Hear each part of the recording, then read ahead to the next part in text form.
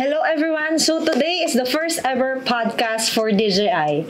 So Beyond the Horizon. By the way, I'm Amy Malabana, one of the trainers here in DJI. So today, kasama ko si Jed Medalla. So ipapakilala ko siya sa inyo. Jed, introduce yourself. Ako si Jedison Medalla. Taga Laguna ako. And graduate ako sa isang avionics school. But sa DJI ako napunta. Bakit nga ba napunta ako dito? Kasi, ayun, ma'am, nag-try lang talaga akong mag-apply eh. Kasi may nakita ako sa Facebook na... Job posting. Oo, sa Facebook. Tapos, ayun, di sabi ko, parang gusto ko to i-try kasi nung bata pa lang ako, kasi mahilig din ako sa drones. At the same time, na pupunta ako sa school na more on technical. Sabi mo avionics. So, ayun. Most likely, pag sinabi natin avionics, more on aeroplano yung naiisip natin. Aeroplano. So, naging interested ka kay DJI. Yes, ma'am. Tapos, at the same time, ayun, sakto. Actually, hindi ito yung una kong in-applyan na drone company. Meron pang iba. Hindi ko na lang sasabihin. Pero kasi, nag-apply ako sa Mandaluyong yun. And then, nung time na nandun ako, nakita ko din yung posting ni DJI mismo. DJI Philippines siya nakalagay. DJI Philippines. Di sabi ko, try ko. Sige, ayan, try ko. Tapos after nun, doon na nagsimula lahat. So, na-curious ka? Na-curious talaga ako. Tapos, pagdating ko dito, doon ko na pupasok sa isip ko kasi sabi ni HR, sa enterprise daw akong pupunta. Sabi ko, sino si enterprise? Si enterprise. Sino si enterprise? So, pakilala ko lang sa'yo kasi kung unang pasok mo, baka naguluhan ka, bakit ang dami nila? May makikita ka nakaposting na may consumer, tapos iba-iba. So, sa Philippines kasi, we have different departments. So, pag sinabi mo kasing DJI, broad siya. Pag sinabi mong DJI, more on, ito yung si drone. Diba? Wait lang, ma'am. May question ako. About DJI. Palawakin muna natin Sige. Sino ba talaga si DJI? So DJI, nakilala kasi si DJI. Ako nung una pasok ko din dito. Actually tambay lang ako. So curious din ako kasi hindi DJI yung pangalan niya. Because alam ko lang ginagamit siya ng mga vlogger. Yun yung meron sa kanya. So palawakin natin yung kaalaman nila. Hindi lang kasi drones meron kay DJI. Okay. Normally, kung sasabihin natin consumer, meron din siyang action camera, may mga packet din na mga benta. And ang maganda kasi sa atin is we have different departments nga. Yun yung meron sa kanya. Pero, so we started sa Philippines more on 4 years na kasi 4 years na ako sa company. So we started consumer muna. I started sa consumer muna bago ako nalipat kay enterprise. And now we have the Agras team na. Yun yung meron sa kanya. So, si DJI sobrang tagal niya na sa market. Okay. So, it started 2006 pa. 2006? So, 2006 pa siya. So, started siya in China. Alam naman natin lahat. So, pag sinabi mong DJI, gusto ko magpalipad ng drone. Drone talaga yung naiisip mo. Pero ma'am, may question ako sa inyo. Saang unang department or anong unang department nagkaroon dito sa Philippines? Consumer talaga. Consumer talaga. Yun so, yung consumer mga normally hobbyist. Yes. Consumer ako nung una. Then hobbyist, yun yung mga tinuturuan ko. So, ano bang ginagawa namin more likely? Kasi dati, nung nasa consumer ako, benta. Syempre, benta lang talaga. Tapos training. Kasi doon ka naman talaga kikita di ba? Yan. Maririnig mo laging may mini yan. Yun yung meron sa kanya. Okay. Yung si mini. Tapos yung mga Mavic, yung mga malalaki nila. Okay. Yung meron sa kanya. Tapos ma'am, na-mention nyo is nag-grow na si DJI Philippines. DJI, yes. So, ano na ba yung mga departments or meron si DJI dito sa atin? Now, hindi lang consumer yung meron. Okay. So, lumaki na siya, nalipat na ako last 2023 kay Enterprise. Which is, yung Enterprise series natin is ginagamit siya for different industries. Okay. So, ang maganda sa kanya, we can use it for public safety, mapping, or engineering, forestry, maritime, crowdsourcing. Like nung ginawa namin last time, so nag-crowdsourcing kami using yung mga thermal cameras namin dun sa isang malaking event itong January lang din. Okay, ma'am. Question ko lang din, nung na-mention niya na nagkaroon na ng enterprise dito sa Philippines, may idea ba kayo sino yung parang unang naging customer nyo or something na company na unang yung natulungan regarding DJ Enterprise? Normally kasi sa unang company, hindi ako familiar, baka magkamali, pero marami na kasing company na gumagamit ng Enterprise series. Lalo na kung crowd monitoring, traffic monitoring, and then sa rescue, lalo na kung mapping, kasi alam naman natin, pag mapping, hirap na hirap yung engineer, lalo na kung ilang hectares yan, thousands of hectares. So sa using DJI Enterprise, mas napapadali yung trabaho nila. Kasi dun sa mga drones na ginagamit natin ngayon, dahil nasa Enterprise ka na, which is kaya nang mag-mapping ng malalaking acres ng land. Ma'am, next question ko is, total na banggit nyo na si DJI Enterprise is nahati sa public safety, sa mapping, sa engineering, and sa saan pa ba? Sa mga different aspects ni DJI industries. Ngayon, syempre DJI Enterprise, drones. Drone siya. Ngayon, ano ba yung mga drones na meron si DJI Enterprise? So, ano nga ba yung drones natin? We have the Mavic series. Okay. Mayroon din tayong Matrice series.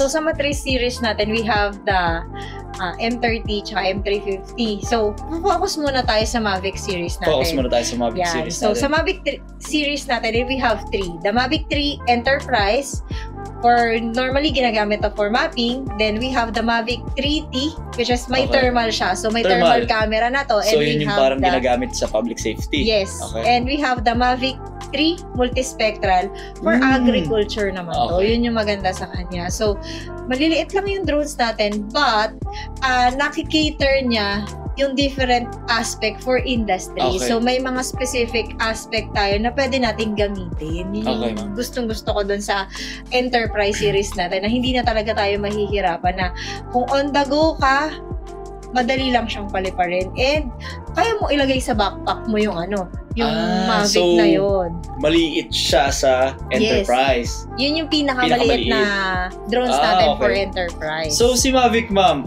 Mavic Enterprise, ano ba yung specific industries na nagagamit at Mavic Enterprise muna? Enterprise bago dumatong tayo kay thermal and kay multispectral. So, sa Enterprise kasi, normally, kung gusto nyo ng detailed na 3D model talaga, si Mavic 3E yung nire-recommend namin talaga sa kanya, which is pwede nyo siyang gamitin for urban and rural areas. Yun yung maganda sa kanya kasi we are using 4/3 CMOS sensor camera and may mechanical shutter siya. So mabilis, and 0.7 seconds yung minimum interval shots niya. Okay, ma'am. Sobrang detailed ng ng specs natin Yun yung gustong-gusto ko sa kanya, lalo na kung magzo-zoom ka, ilalagay mo na yung mga pictures na capture mo, kung thousands yan, tapos zoom mo dun sa PC mo or laptop mo, sobrang clear nung camera na nakasya-shot nung M3E natin. Yun yung maganda sa kanya, lalo na kung mapping talaga. Meron ba siyang mga accessories, ma'am? Katulad na mga RTK module, mga ganun? Yeah. So, normally, pag mag-mapping tayo is we need yung RTK module. Lalo na kung engineering side, kung precise yung gusto talaga, lalo na yung mga GE. Yan, yung mga GE, yung accuracy yung gusto nilang makuha. Kailangan natin ng RTK module. So, another for RTK module na nilalagay dun sa mismong drone is yung DRTK or yung base station. Base station. Yan. Kailangan din natin siya. And, yung iba, kumukuha naman sila through offline. Yan, sa Namria. Yung mga Rhinex file. Ano siya? Third party? Ganun? Or hindi?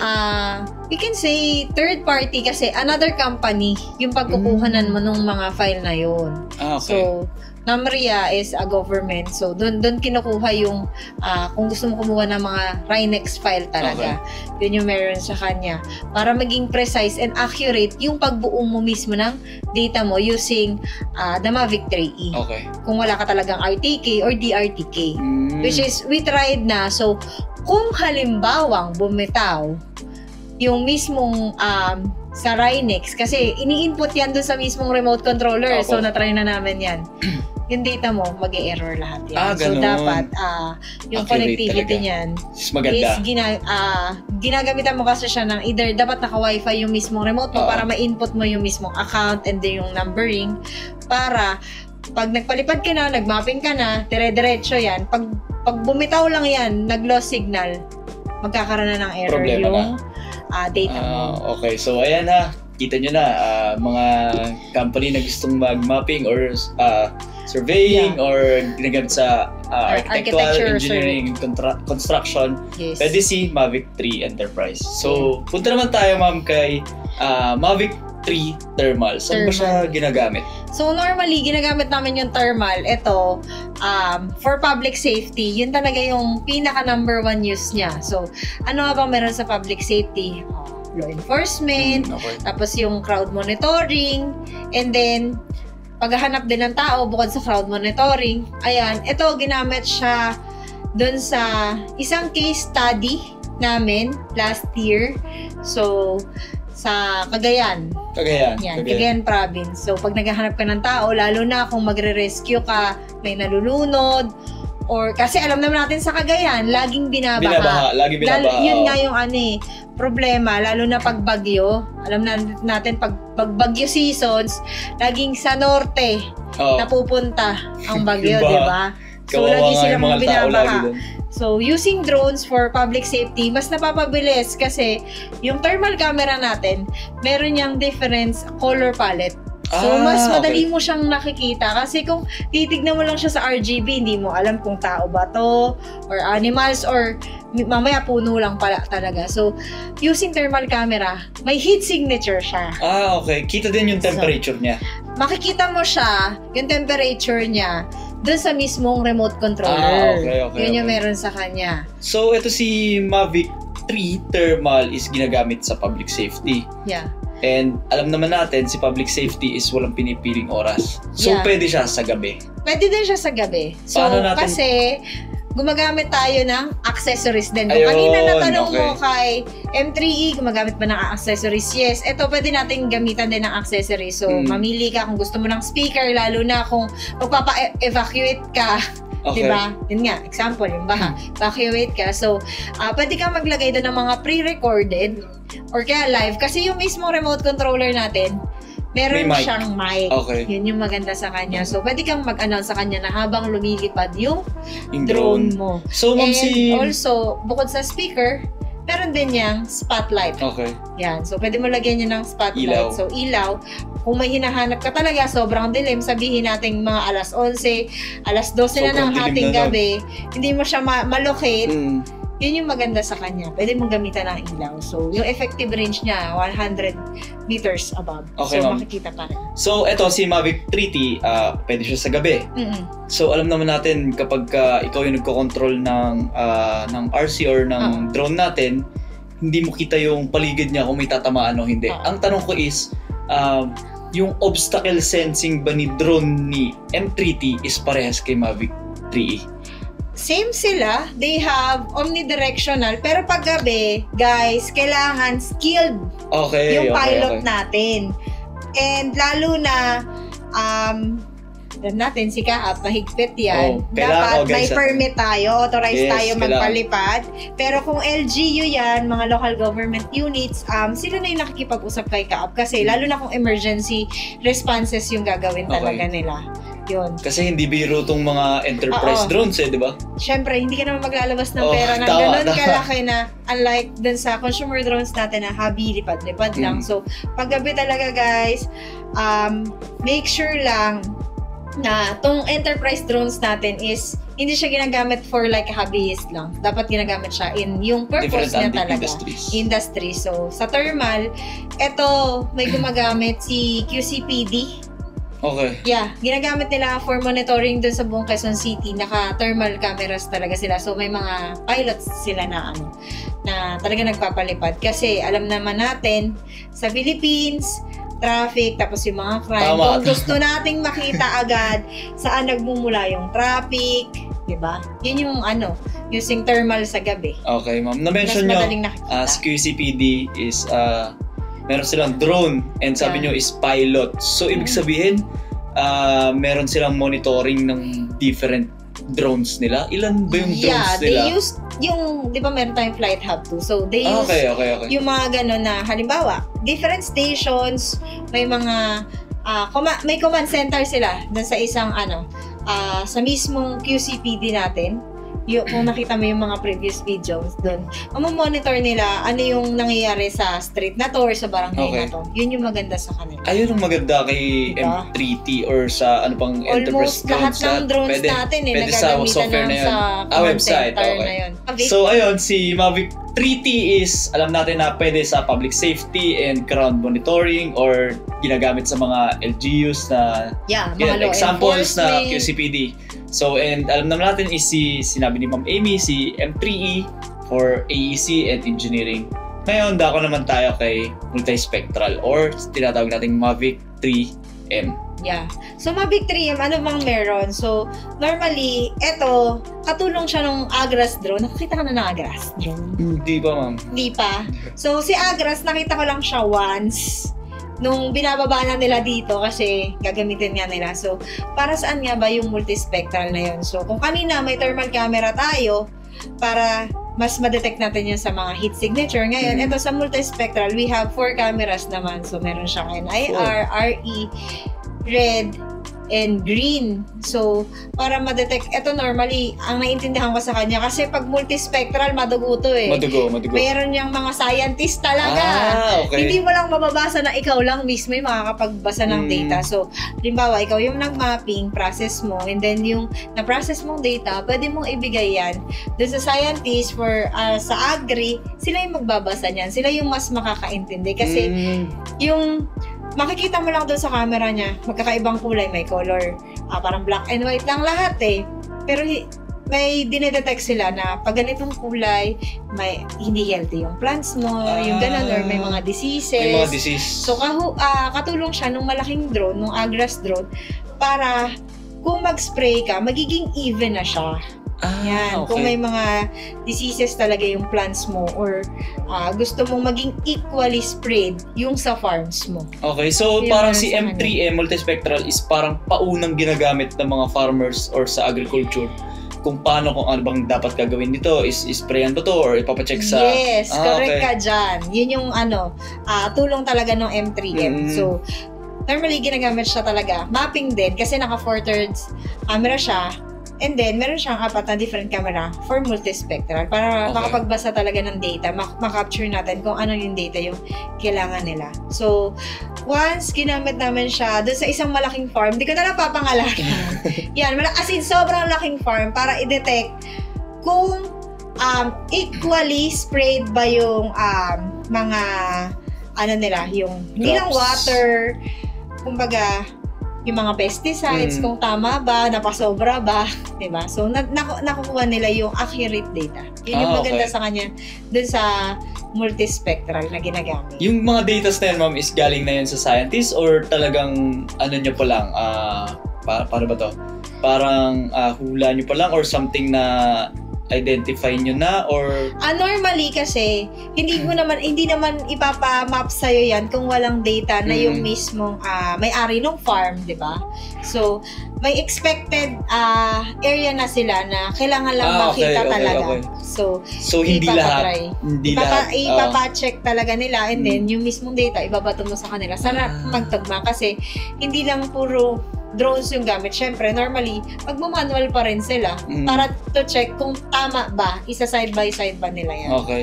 Yun yung meron sa kanya. So, ayun is si Mavic 3 multispectral na ginagamit sa mga agriculture natin, guys. So, ayan, meron na tayong M3E, M3T, at M3M. Yeah. Ngayon, ma'am, si Mavic series, ano ba yung RC or remote control nito? Yun. Good question. Yung remote na ginagamit niya is the RC Pro Enterprise. Baka kasi makakita kayo ng RC Pro lang, which is pang consumer siya. Iba yung RC Pro Enterprise kasi yung nakalagay kay RC Pro Enterprise is DJI Pilot 2. Tapos kung makikita mo pa doon sa mismong controller niya is makikita mo pwede kang gumawa ng route mo. So meron niyang area, may linear. Ang maganda ngayon, lalo na sa mapping, magmamapping ka tapos yun nga, Monte Maria, pwede mo na siyang ikutan. So may geometric mapping na din tayo and pwede din tayo sa mga building yung slope. Kung gusto mong kunan yung vertical shot niya, so slope, route or route yung ginagamit natin sa kanya. So talagang hindi ka na magmamanual? Oo. Dati kasi Automated siya. nagmamanual ako. Talagang masakit siya sa sobrang sakit niya sa daliri. I tried yung sa Colonnade dati sa Mount Samat. So, gamit ko sa kanya, yung malaking drone naman. So, manual talaga kasi masikip yung likod ko, nakapunta ka na ng Mount Samat, masikip yung likod ng Colonnade. So, dapat, ima-manual mo siya kasi wala pang slope nun or geometric. So, doon mo mahasa yung skills mo. Dahil bago ka pa lang, din tinuturuan ka din namin paano magpalipad. Yun. So, kailangan, mahasa yung daliri mo. Yun, yung speed lalo na. Tapos, ayun ma'am, sa pag-create ba ng mga flight route or ano ba siya? Yung mga datas, malalaki ba talaga? Anong yung mga specific na computers na pasok para dun sa mga softwares natin? So, sa software, tapos gagamit kayo, like DJI Terra, ang gamit namin guys is the ROG kasi doon siya pumapasok, laptop. Bakit kami nag-laptop? Bakit sabihin nyo, ba't di na lang kayo nag-PC? Guys, on the go kami palagi. Sa field. Nasa field kami, lagi kaming lumalabas. Tapos, syempre, yung mga nakuha naming data or na-collect, is kailangan namin i-present na itong drone na talaga nito is ginagamit namin siya. Ito na yung mga na-capture niya. Pero kung mag-build kayo ng PC, minimum requirements, kailangan naka-NVIDIA GPU kayo. And then, yung video card nyo, at least 8 gig siya. Pero kung kaya nyo mas malaki doon, mas maganda. Kasi kung you have 3,000 photos, 10,000 photos, yung rendering yan matagal guys. So, mas maganda, mas ma-higher yung video card na ilalagay nyo sa kanya. And even yung RAM, 32 gig is the minimum. Pero kung kaya nyo gawing 64 gig, why not, diba? Para mas mapabilis. And yung storage niya, dapat mas malaki kasi, let's say, ito, yung sa Mount Samat nga, yung Colonnade. Okay. Ang gig niya, inabot ako ng 85 gig. For one mapping lang yun. So, malaki talaga yung kinakain nung mismong